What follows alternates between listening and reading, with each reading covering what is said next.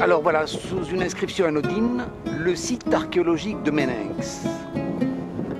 Donc là, c'est une citerne d'eau, apparemment. Voilà, vous voyez ici, il y a un puits, une réserve d'eau, et vous voyez la diversité des marbres, du marbre vert, du marbre bordeaux, du marbre rouge là, ce qui démontre la richesse du lieu. Donc il y avait probablement des lieux importants ici. Voilà, du marbre rose. C'est une bonne base, c'est pas voilà, moulant. J'ai vu des touristes tout à l'heure, ils m'ont dit qu'il n'y avait rien du tout ici. Évidemment, c'est pas mis en valeur. Donc ils ont la curiosité de venir, mais à partir du moment où il n'y a aucune explication, aucun écriteau, aucune surveillance, qu'est-ce qu'il veut? Bah oui, Djerba c'est les 3 S. Mais il y a autre chose, à Djerba. C'est beaucoup plus riche qu'on ne l'imagine. Voilà, donc ici le puits. On voit que c'était des travail de maçon, du bon boulot. Alors ça c'est des colonnes. Regardez, c'est extraordinaire. Ce sont des colonnes. Les supports ils sont là. Il y en a 2, 4, 5. Vous voyez dans le fond un marbre taillé. Du marbre blanc taillé. Derrière c'est du marbre mauve. Donc on voit bien que c'est du matériel qui ne vient pas d'ici. Donc ça a été amené il y a très très longtemps. Et ça montre que c'était des demeures extrêmement riches. C'est peut-être un palais politique ou autre. Plutôt romain on dirait ça. Pour faire des travaux si lourds. Je suis quand même étonné par la blancheur de ce marbre.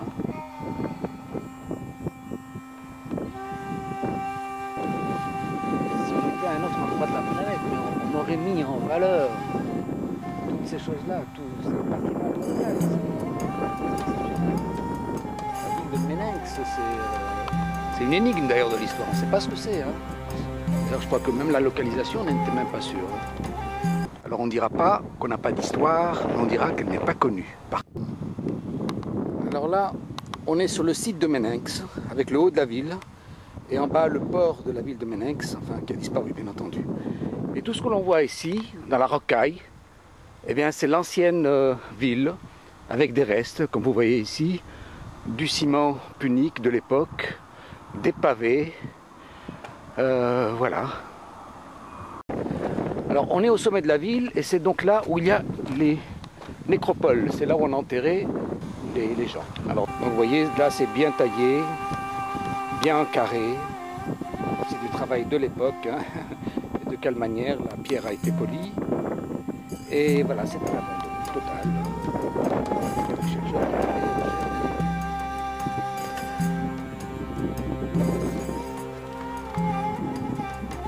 Donc voilà, encore une autre nécropole, donc c'est là où apparemment on enterrait les morts à l'époque punique.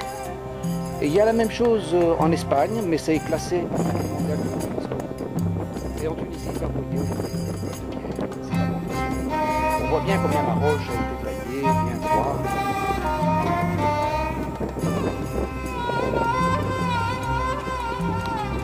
Donc aucune sculpture sur la roche, aucune écriture, aucune cérémonie. Je pense que c'est punique. Encore une tombe. J'en ai compté 7.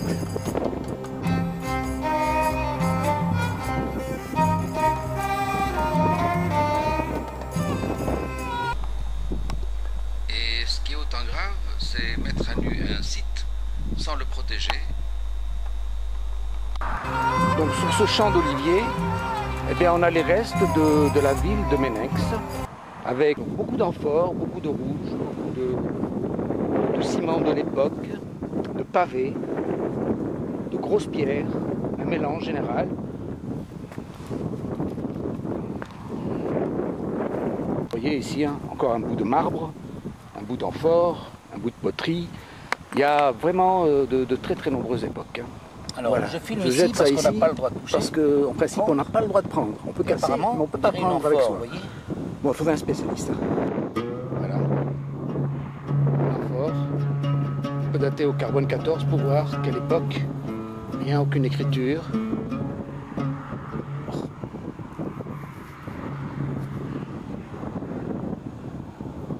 Voilà, je redépose. Là encore, vous voyez, poterie orange, noire de l'extérieur, sans être connaisseur, hein, on dirait des trucs de l'époque grecque, hein, l'époque helléniste. Enfin, je dis ça comme ça, c'est de la philosophie historique. Encore un bout de poterie, de jarre peut-être. Là, on dirait quelque chose de plus récent, hein, mais c'est pas sûr. Hein. De temps en temps, une pierre d'une autre couleur. Ça signifie que ça ne vient pas du même endroit quand même, ça le dénote. Et donc, il y a plein de fossiles analysés au carbone 14 et autres techniques d'historiens se régaleraient. Hein. Et vous voyez là, on dirait un ciment d'époque fait avec des coquillages et puis du sable. Et puis bon, ça durcit, ça devient comme du ciment. Alors époque romaine, époque punique.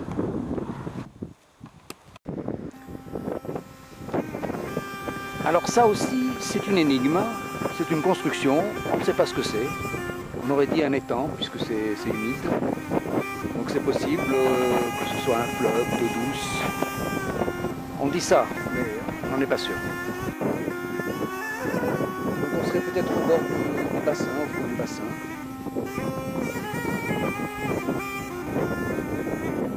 On voit les pierres avec une couleur, ça veut dire qu'il y a de la teinture.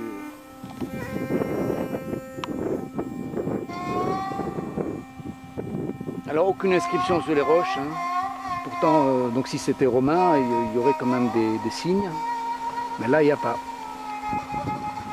Est-ce que c'était un bain public?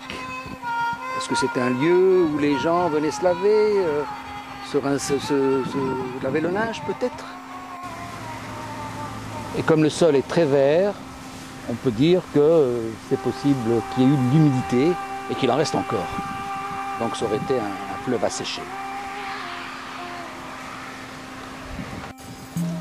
Parce qu'on voit sur ces dalles teintes, on voit bien une certaine couleur, ça veut dire qu'on a lavé du linge dessus, ou alors on s'est teint les cheveux, ou alors on a fait quelque chose. Hein.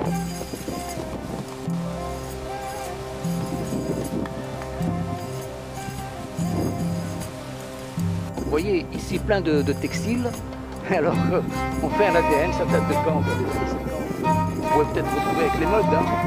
Alors, l'explication qui m'a été donnée, c'est de dire que les jeunes filles qui ont envie de trouver un mari venaient ici et accrochaient leurs sous-vêtements.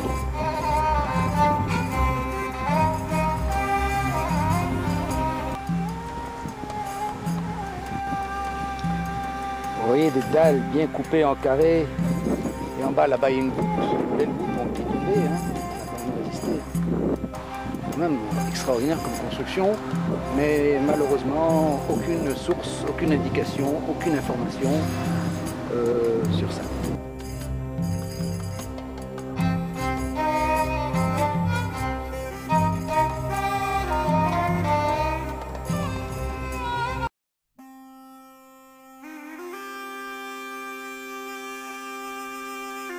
Là, un champ. Et puis, toujours beaucoup de cailloux. Quand il y a beaucoup de cailloux, ça indique qu'il y a eu de la construction, il y a eu des choses intéressantes. Parce que ces cailloux, hein, ils ne viennent pas d'ici quand même. Donc là, c'est une réserve pour les eaux, probablement pour l'agriculture. Il y en a encore une autre là qui est enterrée, on ne sait pas ce qu'il y a en dessous. Alors vous voyez là, c'est des réserves souterraines. Est-ce que ce sont des fasrias pour l'eau ou peut-être pour autre chose? En tout cas, cet endroit est assez étonnant. C'est un travail d'archéologue parce qu'il y a des trous. Et donc on doit passer de cette citerne-là à l'autre. Moi j'en vois trois, l'une à côté de l'autre. Donc elles doivent probablement relier. Et c'est peut-être des silos de réserve pour les moments durs. Donc une mosquée souterraine. On doit descendre les escaliers. On va peut-être essayer d'y aller. Mais j'ai pas de lumière.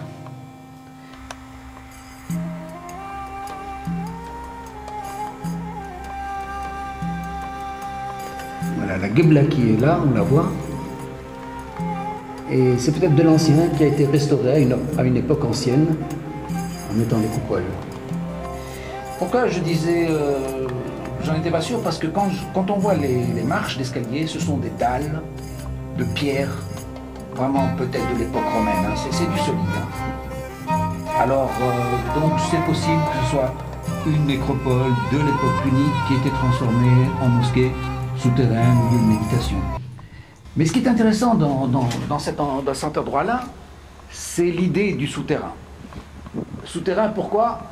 On me dit qu'il y a un pressoir sous la terre, et donc probablement pour lutter contre les invasions, pour se protéger, on a dû vraiment organiser toute une vie au sous-sol. Voilà. On a raconté les mêmes histoires avec la Kahena qui s'était réfugiée, et quand les troupes arabes sont arrivées, elle a été capable de montrer qu'il y avait du poisson et qu'elle avait de quoi manger, donc les Arabes ont levé le siège, on ne pouvait pas affamer la Kahena. Donc peut-être que c'est la même culture, l'idée de réserver, de protéger son système de production en cas d'invasion. Voilà, il y a probablement des faits historiques aussi par rapport à ça.